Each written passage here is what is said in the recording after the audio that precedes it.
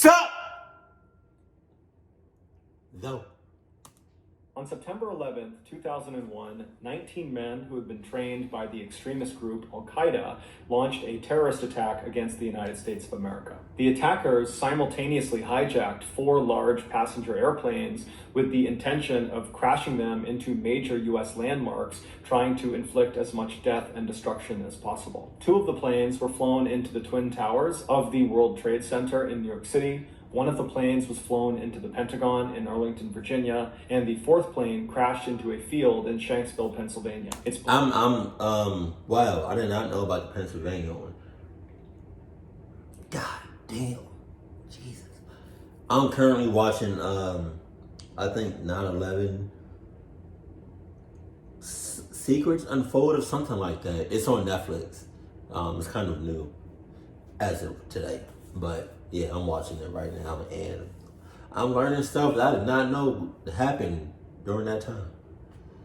Believed that 4th plane was on a collision course with the U.S. Capitol building, but some of the passengers on board realized they were being hijacked, and so they rushed the cockpit and tried to overpower the hijackers. And during this struggle, the hijackers intentionally flew the plane into the ground. All told, nearly 3,000 people were killed during this highly coordinated attack, over 400 of which were first responders, like New York firefighters and police and emergency medical technicians. This attack, which is now referred to as just 9/11, was one of the most covered media events of all time. As such, today, when you Google 9/11, you can see and hear the attack as it happened almost minute by minute. But the footage is so overwhelming and apocalyptic and surreal that unless you were literally there on 9/11 or knew someone who was there, at the end of it, after you're done consuming all of this footage, it feels like you just watched a really distressing movie, not you just watched an actual terrorist attack. And so today, in recognition of the 20th anniversary of the 9/11 attacks, I'm going to share a first-hand account that will actually take you inside the attacks. And this story will not feel like a movie. It will feel very raw and very real. Full disclosure, before we get into this first-person narrative, I had to make some educated guesses about the physical layout of the inside of the North Tower. Now, it's based on floor plans I was looking at and videos and pictures and testimonials, but there are certain details that I'm just not 100% on. However, these are very small details that will not detract from the story, even if they're inaccurate. I have gone way out of my way to make sure that the story I tell you is as close to the actual story as it possibly can be. And so with that in mind, let's get into today's story.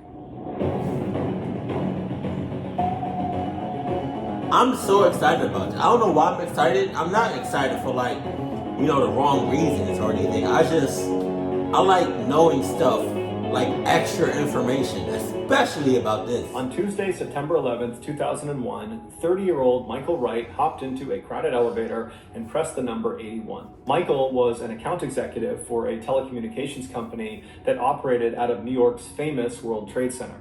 The World Trade Center was located in the financial district of Lower Manhattan. It was made up of 7 different buildings. Michael's building was one of the 2 identical, massive 110-story tall skyscrapers that were collectively called the Twin Towers, and then separately they were called the North Tower and the South Tower. Michael's company was in the North Tower. Once the elevator reached floor 81, the doors opened up and Michael squeezed his way out of the car, and right ahead of him, on the wall right in front of him, you would have seen 3 other elevator doors, and then on the wall behind him there would have been another 3 elevator doors, one of which he just exited.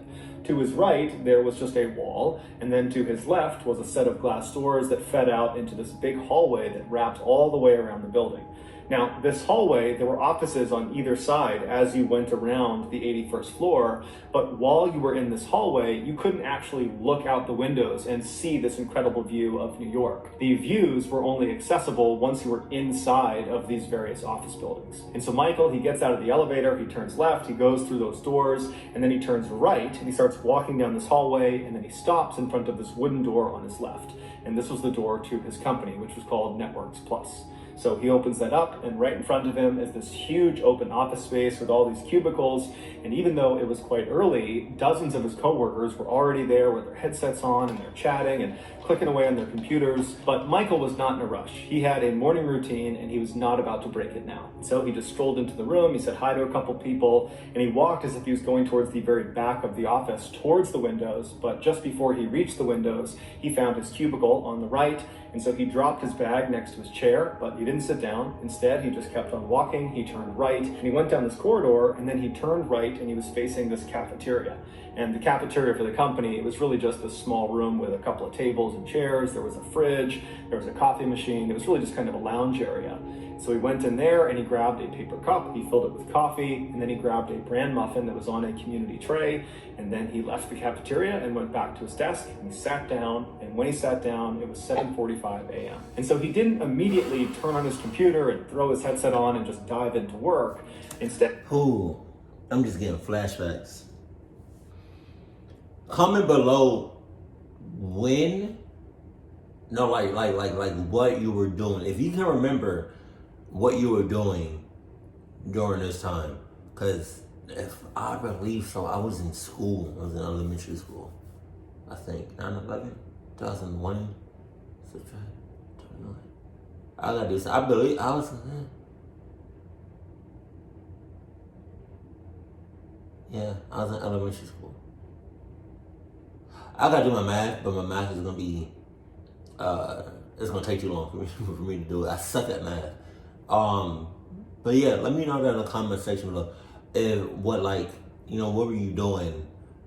Or maybe you were too young to remember like what you were doing during this time. But Jesus, like a lot of these emotions is like starting to come back.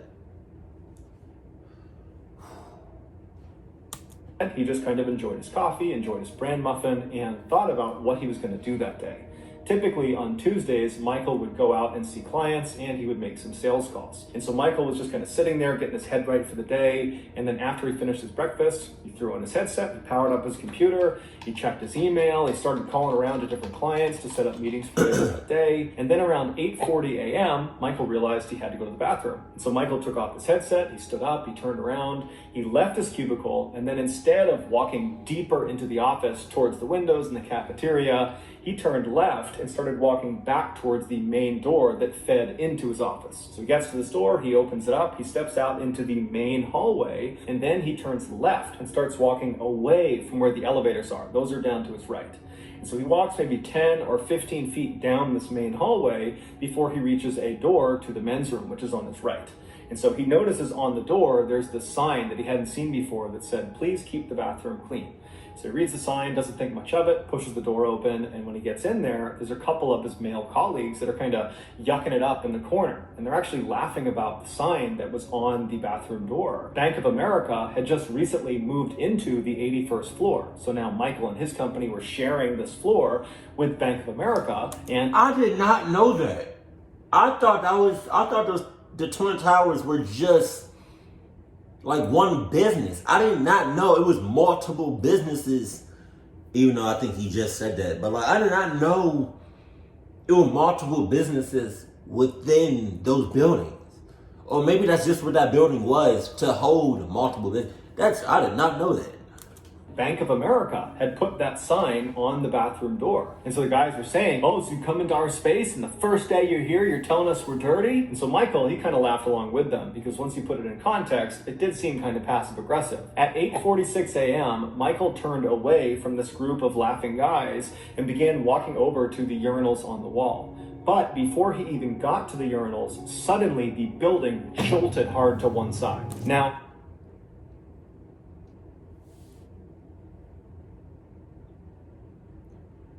that right there, God damn. I would now, the way he's describing it, if I was Michael, I would have thought it was an earthquake or something. Cause you can't see, he didn't see what happened yet. Like, oh my God. Woo! All right, let's go. God damn, this is gonna be a good ass story. The Twin Towers were built to withstand very heavy winds, and so the way they were constructed to do that was they would flex several inches in any direction at any time. Oh, shit. But this was not several inches, this was several feet.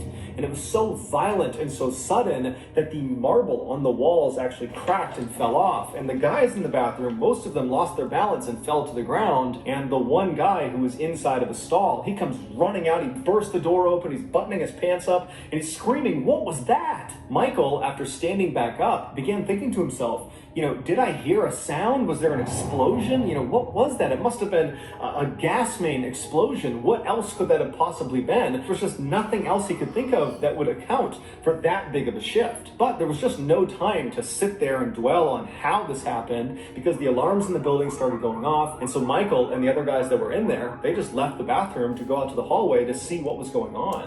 Hey, in the show that I'm watching about 9/11 on Netflix, they're saying that the people that were there that saw it happen firsthand, they was like it was like they were saying, most of them were thinking and saying that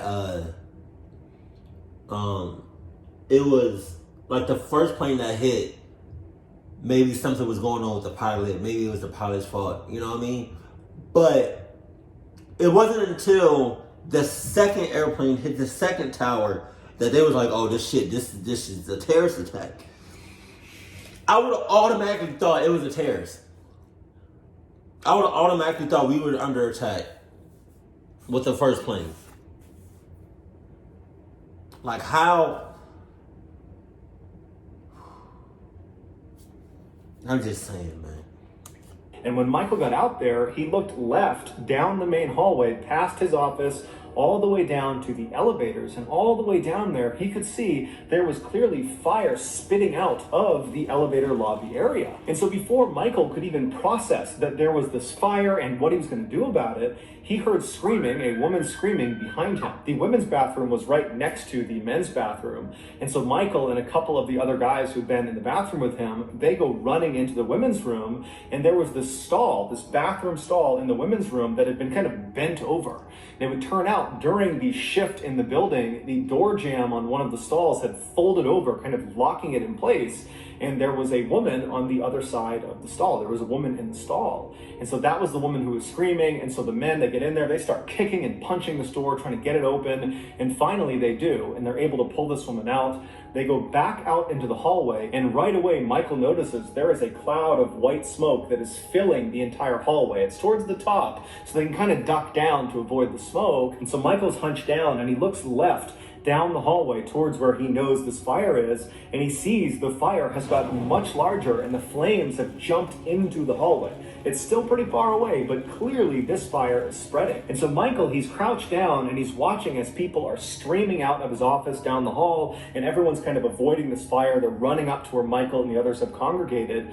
Michael, who's crouched down, is still kind of just looking generally towards the fire, almost stunned, when he notices something about the ground. There was this huge crack in the ground that ran from where he was all the way down the hall, all the way to the fire. And then Michael turned around and saw that crack actually continued all the way in the other direction. Oh, shit. It looked like the floor had literally broken in half. And it was like the floor was going to fall off the building. And so as Michael is crouched down, just staring at this crack, not really sure what to think about it, he started to listen to what people were saying in the hall. Everyone's beginning to speculate about what caused this fire, what caused the building to shift like that. And a lot of people tended to believe it was a gas main explosion, which is what Michael thought. Other people suggested, maybe it was an earthquake, and some outliers said it could have been a bomb. But little did anybody know what had happened to their building was far worse than anything they could have imagined. A few minutes earlier at 8:46 a.m., as Michael stood in the bathroom kind of yucking it up with the other guys that were in there, American Airlines Flight 11, which was this massive 767 passenger airplane carrying 91 passengers, 5 of which were the hijackers, they slammed into Michael's tower 12 floors floors above Michael's head. The plane was traveling at about 466 miles per hour God when damn. it struck the building. The impact and subsequent explosion immediately killed not only everyone on board the plane, but hundreds of people that were inside of the impact zone, which was between floors 93 and 99. The plane also went right through the building, severing all of the stairwells and the elevator shafts, meaning anyone who was still alive from floors 93 all the way to the top, floor 110, all those people, they didn't have an escape route anymore. So they were trapped, they just didn't know it yet. And to make an already horrible situation even worse, after this plane detonates inside of the North Tower, it sends 9,000 gallons of burning jet fuel down these destroyed elevator shafts, and as this fuel tumbled, it would splash onto many of the floors below, like floor 81. The fuel would kind of splash through the openings to the elevator doors, and once a little bit had landed on that floor, the whole floor would catch on fire. But Michael and the rest of the people on floor 81 were completely oblivious to this. All they knew was there's a fire over there, and so we need to get away from it. But as Michael stood up from this crack and began kind of looking around to see what they were going to do next, he noticed that most of the people, while they were staying calm, were not really running to evacuate. They were just kind of standing around, and the different business managers from different departments were just kind of telling their staff members to stay calm and hold on, let's get our thoughts together. And Michael, who was not panicked, at least not yet, he's looking around thinking, you know what, let's just get off this floor. We need to get off this floor. And so he remembered that a lot of his friends, they would sneak out of the office and they would smoke cigarettes in this one particular emergency stairwell that was close to them. And so Michael just started yelling to the group, hey, we gotta go now, we need to leave, there's stairs over there, follow me. And so Michael kind of cut through the crowd, and the crowd was very quick to respond. They kind of followed him, and he opened the door, he goes into the stairwell, and he lets some people go in, and before long, there's a very orderly double file line making their way down the stairwell. Michael remembers after he joined this double file line and began going down the steps, this immediate sense of relief, especially after they got down a couple of flights away from the 81st floor. Because in his mind, and in a lot of other people's minds that were in the stairwell with him, the problem was up there. It was the 81st floor, there was this one fire, it was localized, it would be dealt with, and they're already all the way down here, they'll be out of the building soon, so they got nothing to worry about. And so Michael and the rest of his coworkers just kept making their way down the stairs. It was very slow progress, and sometimes it would come to a complete standstill because other people on lower floors were entering the stairwell and joining in this evacuation. But Michael remembers nobody was freaking out. No one was panicking. There were some people that, were more worked up about it, but there really was this sense of safety, that they were in these stairs and that everything was going fine. And so as they're kind of making their way down, most people were concerned with trying to place a call to their family to just tell them, hey, I'm okay, this crazy thing happened at work today, but, I'm going to be fine. Michael had left his cell phone on his desk, so he didn't have a way to call his family. He got a coworker to give him his phone, and Michael tried dozens of times to reach his wife, Jenny, but when he called her, she didn't pick up, and so eventually he just gave the phone back to his coworker and just continued down the steps. At about 9 a.m., so that would have been about 10 or 12 minutes into this evacuation down the stairs, Michael, who again is in relatively good spirits, he knows there's danger upstairs, but they're safe down here, he makes this kind of off-color joke to lighten the mood in the stairwell. Michael turns to one of his male colleagues and pretends to confess his love to him and tells him, the only reason I'm confessing it to you now is because we're gonna die here anyways. Now, why the fuck would you go?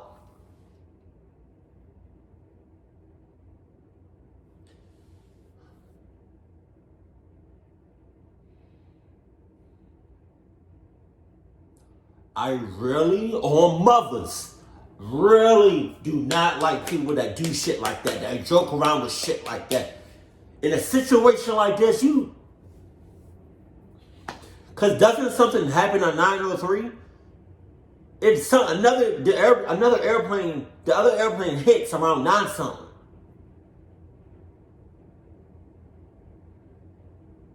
But why would you joke like that?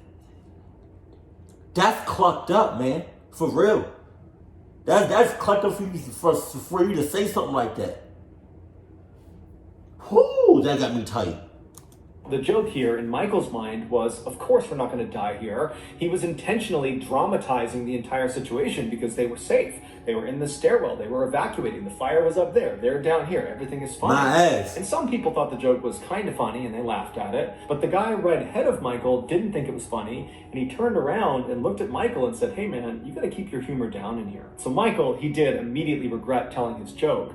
But not because he was suddenly scared that this situation was far more dangerous than he was realizing, but because he just felt bad for offending some people. Michael would later reflect on this moment, and he would say he was so naive that even though he had seen the fire and seen the physical damage, that crack on the ground and the marble falling off the wall, that despite all that, it was like he just couldn't fathom that they were actually in any real danger inside of this stairwell. He really thought they were going to be just fine. But of course, as history would show us, Michael was wrong. Yeah. Around the time that Michael was scolded for his off-color 903. about 200 feet to the south of the tower they were in, another passenger airplane, United Airlines Flight 175, crashed into the south side of the South Tower. All 65 passengers on board, which included the 5 hijackers, were killed instantly. The plane was traveling at about 590 miles an hour when it struck the South Tower, and it hit between floors 77 and 85, killing hundreds of people in the impact site and trapping hundreds more above it. And then just like the North Tower, after this plane detonated inside of the South Tower, it sent thousands of gallons of burning jet fuel down these destroyed elevator shafts, igniting fires on many floors below. Despite being so physically close to this second plane crash, Michael didn't hear it, and apparently no one else in the stairwell did either, or they just didn't recognize it for what it was. And so Michael and the others just continued walking down the stairwell thinking everything was fine. Around 9:30 a.m., so that's about 40 minutes into their evacuation, Michael and the rest of his coworkers reached floor 40, and this was the first time they saw firefighters, New York firefighters, running up the stairs to go fight this fire. And so naturally, Michael and the others asked the firemen if they knew what had caused this fire, what was going on, but the firefighters just said, look, we don't know exactly what caused this, but go down, it's safe down there. Michael would remember about seeing these firefighters that they all had a similar look on their face. They had this kind of stoic, just kind of neutral look on their face, very calm, very mission-oriented as they charged up the stairs in all this heavy gear. But years later, as Michael reflected on that situation, he thinks about their faces, and now he believes the look they had on their face was actually fear. And unfortunately, most of the firefighters that ran past Michael and the others and went up to fight that fire in the North Tower, they would all perish. A few minutes later, Michael and the others made it down to floor 30, and right around the time they got there, they heard people behind them, above them from higher floors, yelling for people to get out of the way. And so Michael turned around and looked up, and he saw there were some people carrying other people down the stairs, and they were trying to clear a path to get these injured people down. And so Michael, like everybody else, kind of sucked up against the side of the wall to let these people pass. And when they did, he saw there were 2 injured people. There was one guy who his whole shirt had been burned off of his back, exposing his bare back, and he had burns on the top of his shoulder. And then the other injured person was this woman with severe burns on her face. After they passed, Michael and the people around him kind of got back in line and just kept moving down the stairs, but now they were on edge. Everyone was kind of thinking to themselves, how bad is this fire? Who else got hurt? What actually happened up there? A few minutes later, Michael and his coworkers got down to floor 20, and that's when they saw there was this firefighter yelling to everyone, asking, hey, does anybody know CPR? I need volunteers who know CPR. And so Michael, he had been trained in CPR 10 years earlier in college, and while he hadn't done it in a while, he felt confident that push came to shove, he could do it. And so he and another guy that was near him volunteered to be these CPR guys. And so they went over to this firefighter who explained to them, stay right here and be ready to do CPR on anyone that is brought down to you. And if anybody else needs help, I need you to try to help them too. So just basically be here as a resource. And so Michael and the other volunteers say, no problem, and they stay right there. And the firefighter grabs all of his heavy equipment and he charges up the stairs. Over the next 10 minutes, Michael and this other guy did not need to perform CPR. However, they did did assist one very heavy man that was having a very hard time breathing. They helped walk him down all the way to the bottom. And then Michael and the other volunteer, they turned around and ran back up to the 20th floor. And as they're running up, they're asking everyone around them, hey, do you need help? Do you need help? But nobody needed any help. And so when they got back up to the 20th floor, they were there for a couple more minutes. And then by about 9:50 a.m., there were no more people coming down the stairs. It was just Michael and this other volunteer. And so that's when they decided that it's time to go. And so they bounded down the stairs and they got all the way to the ground floor at about 9:55 a.m. And Michael, he opened the door that led out to the ground floor, which was the plaza level. And what he saw was the worst thing he had ever seen in his life. What? The people that were located in the north and south tower above the impact sites would have eventually realized they did not have an escape route. The stairwells were blocked, the elevators didn't work, and so naturally the only way to go was up. And so I'm sure initially there was some speculation amongst these people that a helicopter could come up and get them, or some other way they were going to be rescued. We just need to get higher and higher and higher. But eventually they got to the roof and they got to the upper levels and there was no rescue. And the fire that was raging below them from the jet fuel, it was growing and creeping higher and higher, and all this black smoke was leaking into the vents of these upper floors.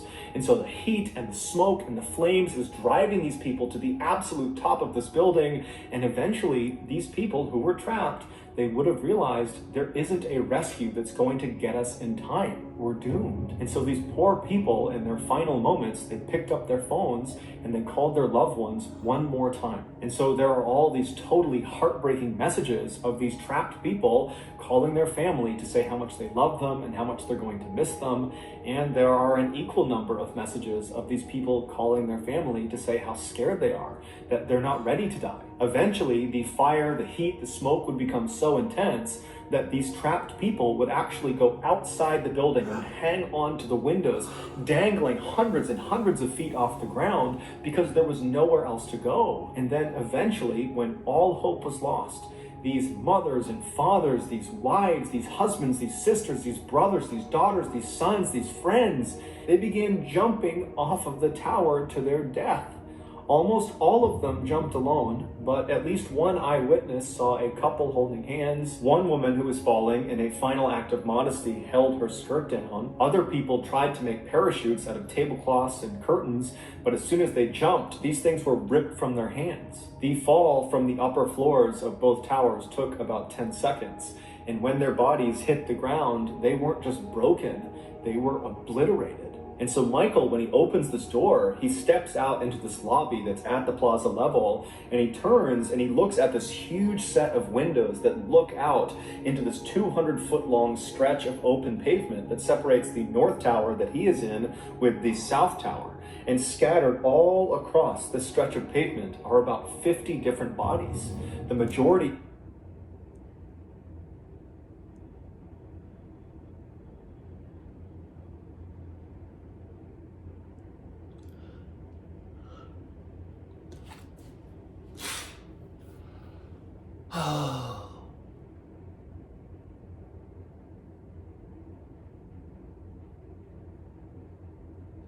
I knew people jumped out, but I didn't know how many.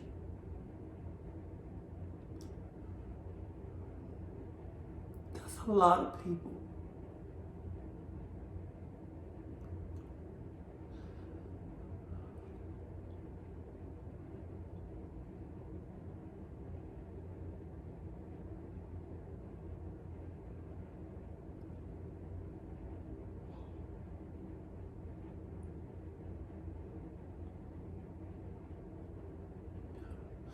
So they really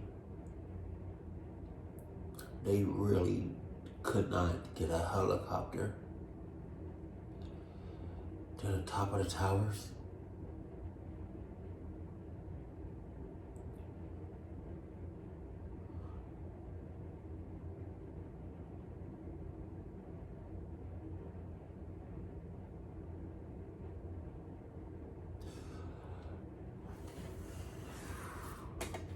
These people had jumped. The rest were either people that had fallen out of the tower from the impact of the plane, or they were passengers on board one of the two planes that actually hit the towers. Michael had no way of processing what he was looking at, because as far as he understood, there was just this fire at the top of the tower he was in. How could all these people be out here? What happened to them? And so as he's scanning the absolute horrors outside, he also sees there is blood all over the windows. And that was from the people that had fallen close to the building. And so as he's seeing all this blood and this carnage, he just puts his hand up over his eyes. Like, he doesn't want to look at what's going on outside. He just can't possibly process it. And so instead, he and this other guy, they say, okay, let's not go outside, because if we go outside, something could land on us, a person could land on us, we don't know what's going on out there. Let's go down one more level, because there was another set of stairs right ahead of them in the lobby that went down to the shopping mall, and the shopping mall extended outside away from the tower, and there was street access, maybe a half a block away. And so Michael and this other guy he was with, they run over to the stairs, they go down into the shopping mall, and down there it's dark and sprinklers are going off, and they just start running through this mall trying to get to these stairs that'll bring them back up to the street level. And as they're going, they run into another group of people that are doing the same thing. And one of the people that was with this group was the same woman who had been trapped up in the bathroom on Michael's floor. And so Michael put his arm around her and was just kind of being comforting, and they start walking together. And Michael realized she was very shaken up by the bodies she had seen outside. And even though Michael was very shaken up by it too, he comforted her and said, you know, we got to keep going, we got to keep going. And so the two of them just kept on going until they see up ahead, there's an emergency worker with a glow stick kind of waving people to go towards the stairs, get up on the street, get out of here, evacuate as quickly as possible. And so Michael and this woman, they run right past the emergency worker. They're not even asking any questions at this point. They just want to get away from whatever it is that's going on. That's crazy. He still don't, I don't think he knows what happened. And so they get to the base of the stairs when Michael hears this really loud cracking sound coming from somewhere outside. And so Michael and this woman, they run up the stairs, they get out to the street, and outside it's totally chaos. There's people running around everywhere. There are papers all over the ground and other office furnishings. There are things on fire, and Michael just instinctively looks to his right. He looks down the road because that's generally where he thought he heard that really loud cracking sound coming from. And so he found himself looking at the Millennium Hotel, which is this beautiful hotel on the other side of the road from where he was standing, a little ways down to the right. And the windows of the front of the Millennium Hotel are like mirrors. They're very reflective. And he found himself just looking at the reflection on the Millennium Hotel, and he noticed it was reflecting the South Tower. And the South Tower was basically across the street from the Millennium Hotel, basically a half block to the right of where Michael and this woman were. And as he's staring at this reflection of the South Tower, he suddenly realizes what that loud cracking sound was. It came down. It was the sound of the South Tower, which was still full of hundreds and hundreds of people collapsing. And so Mike...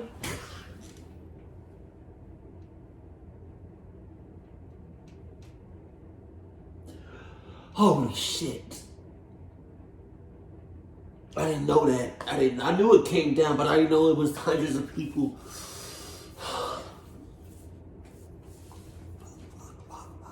I don't know how he doing this. Oh, maybe I'm just that sensitive. Maybe he recorded this a couple of times. Cause I can't off rip. Oh my God. Oh. God damn. Is watching this South Tower collapse through this reflection on the front of the Millennium Hotel, and snaps out of it and turns, and he and the woman just run back down into the mall as fast as they can. They can hear this unbelievably loud sound of thousands and thousands of tons of this metal crashing down almost directly on top of them, and Michael makes it to the bottom of the stairs in the mall and just leaps onto his stomach and covers his head, and he's yelling his wife and his son's name because that's all he can think about. And then suddenly everything goes black. At the same time, suddenly his mouth, his ears, his nose, everything is just packed with what felt like sand, when in reality it was this white dust that was made from the collapse of the South Tower, and it was made up of pulverized concrete and asbestos and other very toxic chemicals. So as all these building materials are falling down into the mall, also there was this rush of this white dust. And so Michael is just laying there, he can barely breathe, and he's hearing all these big pieces of metal come smashing down all around him, and he's getting ready mentally to just die at any moment. But after a few agonizing seconds, the sounds of the falling materials from the South Tower began to cease after the collapse was basically done, and suddenly Michael began to hear the sound of other people crying and moaning. And so Michael suddenly was acutely aware that he had survived the collapse of the South Tower, but now was almost certainly going to die a slow and horrible death trapped underneath all of this debris. And so in total darkness, Michael just began trying to pull his arms and legs out from whatever it was that was on top of him. And amazingly, he got all of his limbs out. And right away, he began trying to pull this soot and this dust out of his nose and his mouth and his ears. And as soon as his mouth was clear, he began vomiting, and then he was trying to catch his breath. But every breath he took in, there was all this smoke in the air, so it was very hard to breathe. And so Michael managed to rip off his shirt, which was already soaked from the sprinklers when they first came in, and he wrapped it around his head so it was a little bit easier to breathe. And so breathing through his shirt, Michael finally composes himself, and then Michael, he's thinking to himself, I don't know what I'm supposed to do right now, but I know I need to move. And so he just started crawling. He has no idea where he's going. It is truly pitch black, but he's just kind of low crawling up and down and over things. He doesn't know where he's going. And then there's this miracle. He sees a little ways away from him, a light comes on. He didn't know what this light was, but he's in survival mode. And at this point, light represents hope. And so he just started crawling towards this light, and he managed to go up and over all this debris. And finally, he gets to this clearing where this light is. And it turns out the light was a flashlight held by a fireman who had also survived the collapse of the South Tower. And so Michael crawls over right near this guy and realizes he can stand up. There's enough clearance. He stands up and he looks at this fireman, who's this big guy with a mustache. And Michael says to him, what are we going to do now? And so this fireman apparently was remarkably composed, and he doesn't really say much to Michael. Instead, he just pulls his axe off his shoulder and kind of gestures for Michael to follow him. And so Michael naturally follows this fireman, and so he leads them over to this wall, and the fireman reaches out and he rubs the wall with his glove, and he rubs away a lot of soot and dirt to reveal a glass window. And so he tells Michael to stand back, and the fireman winds up and he smashes this window, and on the other side of this window is this Borders bookstore, and in the middle of this Borders bookstore is a staircase that goes up to the main floor and out onto the street. And so Michael thanked this fireman and then climbed through this opening into this bookstore, and as he was climbing through, he looked back towards the rubble and he saw there were lots of other people that were crawling out of the rubble and were getting in line to also climb into the bookstore. And so Michael, once he was through, he waited for a few people, and then they together ran to the staircase. They went up to the first floor, and they went out to the street. And when they got out there, it was like the apocalypse. God there was damn. that white dust over everything, over people, cars, buildings, everything. They could barely Oh see my God. And so Michael just reflexively began running away from the towers. And as he's running, he sees there's this woman just standing in the road, and she's weeping. And Michael goes up to her and he says, are you okay? Can I help you? And she is totally non-responsive. And so eventually Michael just leaves her and keeps on running. And after a couple of seconds, he sees there's this overturned food cart on the side of the road. So there's no one nearby. He runs over, he gets 2 iced teas out of the cooler. He opens one and pours it over his face to kind of clear his face off. And then he pours some into his mouth to wash his mouth out. And then he just keeps on running. And again, everything around him is just covered in this dust. And so as he's running, he eventually sees there's this cameraman that's got his camera trained in the direction of the towers, but the cameraman is not using his camera. Instead, he's hunched over his camera and he's just weeping, like he can't even report the news. And so Michael just kept on running and running, and at some point he heard another very loud cracking sound behind him, but he didn't even turn around. He just kept on running. And it would turn out it was the sound of his tower, the North Tower, collapsing as well. And just like the South Tower, there were hundreds of people inside it when it fell. And so Michael would eventually just continue running until he reached New York University, NYU. That was where his brother was working, and he hoped he would be there so he could tell him that he survived, that he was okay. But when he got to NYU, his brother wasn't there. However, there were staff people there that saw how horrible Michael looked. He was covered head to toe in the dust. He looked crazed. He had blood all over him. So they took him in, they cleaned him up, and they gave him a phone, and he was able to get in touch with his wife, and he told her that he was okay. And his wife and his entire family, they were convinced he was dead. They had been watching on TV. They had seen the tower collapse. They knew he was up on the 81st floor. And so they really believed he was dead, but unbelievably, he survived. Michael would ultimately make a full physical recovery, although he would have to have several surgeries to remove the 147 pieces of fiberglass that had embedded in his eyes. Because when the tower collapsed and all that dust and soot got pushed into his mouth and his ears and his nose and his eyes, there were little pieces of fiberglass that basically turned into splinters on his eyes. Like most other 9/11 survivors, Michael thinks to himself, why me? Why did I survive when so many other people didn't? But Michael tries not to dwell on that. Instead, he focuses on trying to honor the memories of the people they lost, and he focuses on trying to be the best father to his sons he can possibly be. So that's going to do it, guys. Before you leave, please go into the description of this video and check out the links to the charities I provided. These are extremely highly rated charities that are still providing support to 9/11 victims, their families, and first responders. Even though it's been 20 years, the ripple effects of this attack are still felt today by lots of people. And so these charities I've identified are a way to support people that really need it. And so I have already donated to all of the charities listed. So I'm telling you, these are incredible organizations. They are worth giving your money to. And so that's going to do it, guys. Until next time, see you. Holy shit. I learned new stuff in here that I did not know about. Oh, God. I was not prepared to cry my eyes out.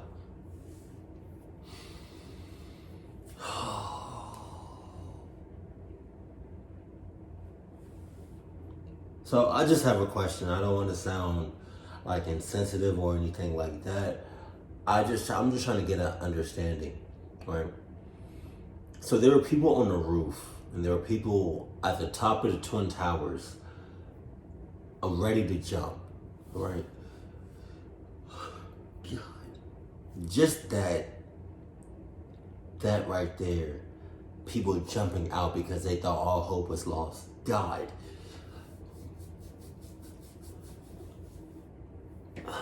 I don't know who knows this. Maybe they're called air marshals, or I don't know who knows this. But didn't somebody realize, when they realized that the airplanes were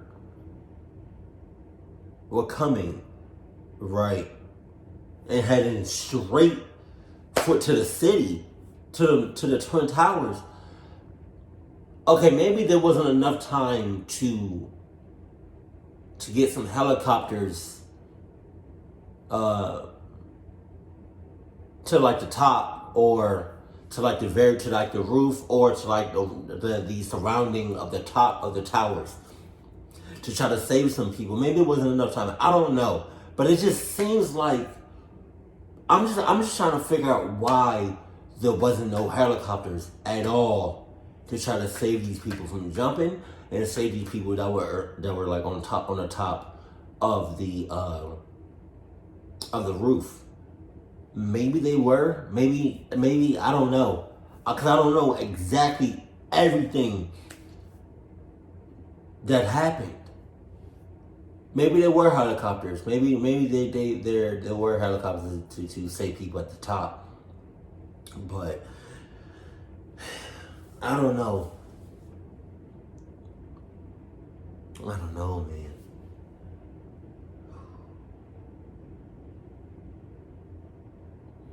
I don't know, it was 20 years. That happened 20 years ago. This day people will always remember this day.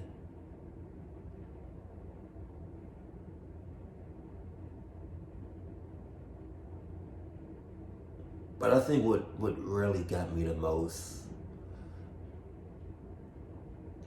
were the people that just jumped out the windows. That really breaks my heart. God, I was not prepared. I was not prepared to cry, but oh my God.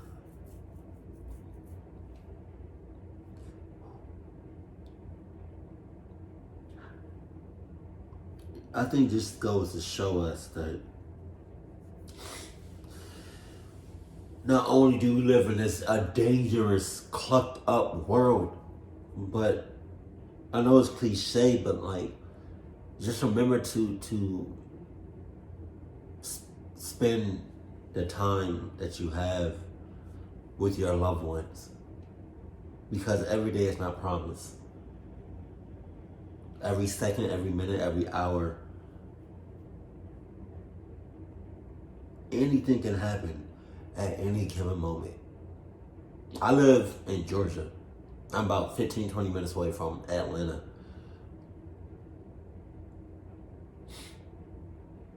And there was an explosion. I live in an apartment complex.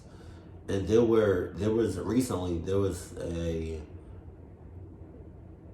an explosion that happened. An apartment complex exploded.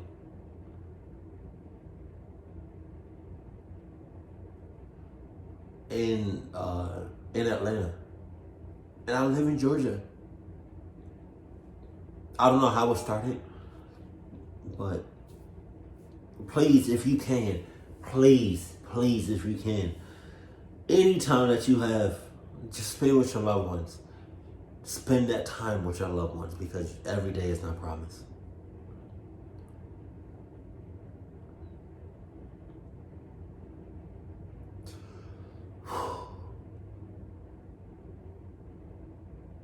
Keep it cool, keep it classy, and I love you. Stay happy, my family.